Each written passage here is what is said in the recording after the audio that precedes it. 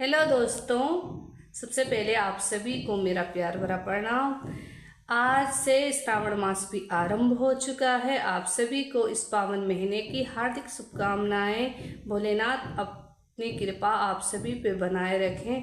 तो इस महीने में अलग अलग तरीके से लोग प्रभु को रिझाते हैं, प्रभु को मनाते हैं। कोई कांवड़ ले जाता है तो कोई कीर्तन भजन करता है, और इस महीने का अलग ही महत्व भी है। तो इसी प्रकार से एक बार की बात है, माता पार्वती और प्रभु भोलेनाथ कैलाश पर्वत पर बैठे हुए थे, और माता पार्वती बोल रही थी प्रभु के लिए कि प्रभु, आपके मंदिरों में इस श्रावण मास के महीने अधिकतर लोग जल, गंगा जल और दूध अर्पण कर रहे हैं, और एक नहीं दो नहीं करोड़ों लोग आ रहे हैं और करोड़ों लोग जल चढ़ा रहे हैं। तो इसका क्या मतलब है? तो भोलेनाथ बोलते हैं, देवी पार्वती, इस महीने का अलग ही महत्व है, और इस महीने जो भी व्यक्ति, जो भी मनुष्य भाव से, प्रेम से और मन से मेरे शिवलिंग के ऊपर अगर एक पत्ता भी चढ़ाएगा तो मैं उससे भी प्रसन्न हो जाऊंगा, और जल भी चढ़ाएगा तो मैं उससे भी खुश हो जाऊंगा। तो फिर माता पार्वती बोलती है कि प्रभु, हमको पता कैसे चलेगा कि कौन मन से चढ़ा रहा है और कौन मन से नहीं चढ़ा रहा है, लेकिन भक्ति तो सारे लोग बराबर ही कर रहे हैं।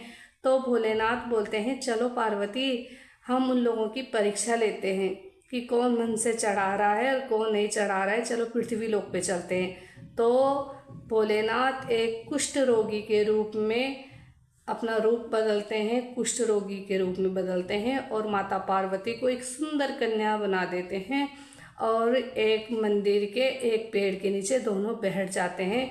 वहाँ से जो भी श्रद्धालु जाता है, माता पार्वती उनके लिए बोलती है, मैं बहुत दुखी हूँ, यहाँ तक मैं अपने पति को कंधे पे लाई हूँ, कृपया मेरे पति को अंदर ले जाने में मेरी मदद करें।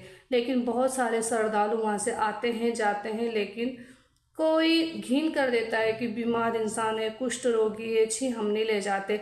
लेकिन तभी एक मजदूर आता है और वो देखता है, वो बोलता है, बहन, आप इतनी सुंदर हो और आपके पति इतने बीमार हैं, इस कलयुग में मैंने ऐसा जोड़ा कहीं नहीं देखा। चलो मैं आपकी मदद कर देता हूँ, और मैं आपके पति को मंदिर के अंदर जल अर्पण करने में आपके पति की मदद कर देता हूँ। तो इस प्रकार से वो व्यक्ति भोलेनाथ को कुष्ठ रोगी के रूप में, जो उन्होंने रूप धारण कर रखा था, उनको अपने कंधे पे उठाते हैं और मंदिर के अंदर ले जाते हैं, और उनसे वहाँ पूजा अर्चना और जल अर्पण कराते हैं, जल चढ़वा देते हैं शिवलिंग पे। तो वहीं शिव और पार्वती अपने स्वरूप में आ जाते हैं और बोलते हैं, ये मेरे सच्चा भक्त है। इसीलिए हजारों लोग आए, हजारों लोग चले गए, और उनमें से सिर्फ एक ही मेरा सच्चा भक्त निकला। तो भोलेनाथ कहते हैं, ये मेरी कृपा का पात्र जरूर बनेगा। और इसी प्रकार से भोलेनाथ उसको अपनी कृपा, अपनी दया दृष्टि से उसकी मनोकामना पूर्ण कर देते हैं, और कहते हैं कि जो व्यक्ति मेरे को सच्चे मन से, सच्चे भाव से जल अर्पण करेगा, मेरी कृपा उस पर होगी। इसी प्रकार से इस कथा को हम संपन्न करते हैं। और आज की कथा आपको कैसी लगी कमेंट बॉक्स में ज़रूर बताना। तब तक के लिए बाय बाय।